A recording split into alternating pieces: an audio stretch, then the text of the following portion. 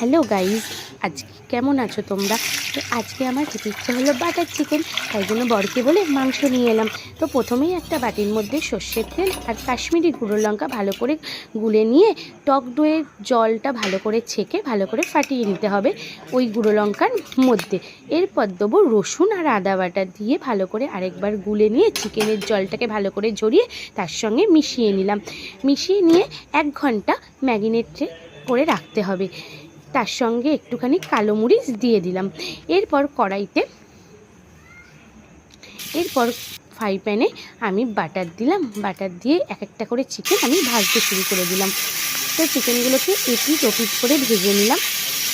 তো ভেজে নিয়ে আবার একটা কড়াইয়ের মধ্যে আমি বাটার দিলাম, দিয়ে পেঁয়াজ কুচি আর টমেটো কুচি দিয়ে নাড়াচাড়া করে নিয়ে এরপর আমি দেবো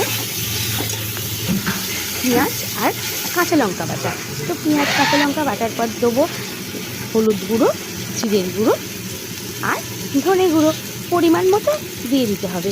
এরপর দেবো আমি আদা রসুন বাটা এবং ভাজা চিকেনটা দিয়ে ভালো করে নাড়িয়ে নুন দিয়ে জল দিয়ে ঢাকা দিয়ে দিতে হবে। হয়ে গেলে গরম মশলা দিয়ে আমার রেডি বাটার চিকেন। তো কেমন